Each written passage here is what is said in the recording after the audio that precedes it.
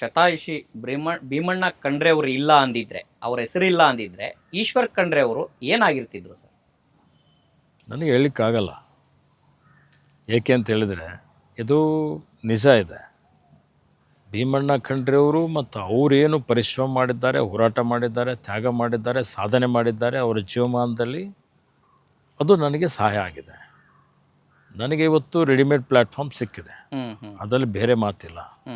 ಆದರೆ ನನಗೆ ರಾಜಕೀಯದಲ್ಲಿ ಒಂದು ಸ್ಥಾನ ಮಾನ, ಇವತ್ತು ನಾನು 4ನೇ ಸಲ ಶಾಸಕನಾಗಿದ್ದೇನೆ, ಶಾಂತಿವರ್ಧಕ ಶಿಕ್ಷಣ ಸಂಸ್ಥೆ ಅಧ್ಯಕ್ಷನಾಗಿ ಸೇವೆ ಸಲ್ಲಿಸಿದ್ದೇನೆ, ಈಗೂ ಸಲ್ಲಿಸ್ತಾ ಇದ್ದೇನೆ.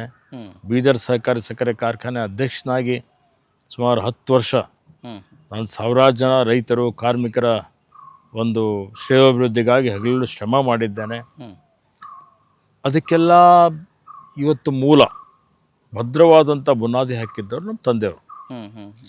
ಇವತ್ತು ನಮ್ಮ ತಂದೆಯವ್ರ ಗುರುಗಳು, ನಮ್ಮದೆಲ್ಲ ಗುರುಗಳು, ನಮ್ಮ ಮನೆ ಗುರುಗಳು ಅಂದರೆ ಹಿರೇಮಠ ಸಂಸ್ಥಾನದ ಪೀಠಾಧಿಪತಿಗಳಾದಂಥ ಲಿಂಗೈಕ್ಯ ಚನ್ನಬಸವ ಪಟ್ಟತಿಗಳು. ಅವರ ಆಶೀರ್ವಾದ, ಅವರ ಮಾರ್ಗದರ್ಶನ, ನಮ್ಮ ತಂದೆ ತಾಯಿಗಳ ಆಶೀರ್ವಾದ. ಹೀಗಾಗಿ ಭೀಮಣ್ಣ ಖಂಡ್ರೆಯವರ ಹೆಸರಿನಿಂದ ಭಾಳಷ್ಟು ಬಲ ಬಂದಿದೆ, ಭಾಳಷ್ಟು ಶಕ್ತಿ ಸಿಕ್ಕಿದೆ, ಮತ್ತು ಸೇವೆ ಮಾಡಲಿಕ್ಕೆ ಅವಕಾಶವೂ ಸಿಕ್ಕಿದೆ. ಆದಾಗ್ಯೂ ಇವತ್ತು ನಾನು ರಾಜಕೀಯದಲ್ಲಿ ಬಂದ ಮೇಲೆ ಜನ ಬರೀ ಅದೊಂದೇ ನೋಡೋದಿಲ್ಲ.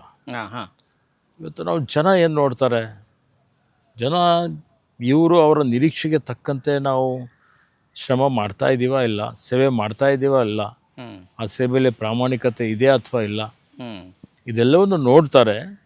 ಹೀಗಾಗಿ ನಮ್ಮ ತಂದೆಯವರ ಏನೋ ಒಂದು ಕನಸಿತ್ತು, ಅವರೇನೋ ದೂರದರ್ಶಿತ್ವ ಇತ್ತು, ಅದನ್ನು ಮುಂದುವರಿಸ್ಕೊಂಡು ಅದನ್ನು ನಮಗೇನು ಎಲ್ಲ ರೀತಿಯಲ್ಲಿ ರೆಡಿಮೇಡ್ ಸಿಕ್ಕಿದೆ ಸ್ಥಾನಮಾನ, ಅದನ್ನು ಯಾವುದೇ ರೀತಿಯಲ್ಲಿ ದುರುಪಯೋಗ ಮಾಡದ ರೀತಿಯಲ್ಲಿ ಜನರಿಗಾಗಿ, ಅವರ ಒಳಿತಿಗಾಗಿ ಇವತ್ತು ಸೇವೆ ಮಾಡ್ತಕ್ಕಂಥ ಕೆಲಸ ಇವತ್ತು ನಾನು ಮಾಡ್ತಾಯಿದ್ದೀನಿ ಅಂತೇಳಿ ಭಾಳ ಹೆಮ್ಮೆಯಿಂದ ಹೇಳಲಿಕ್ಕೆ ಬಯಸ್ತೇನೆ.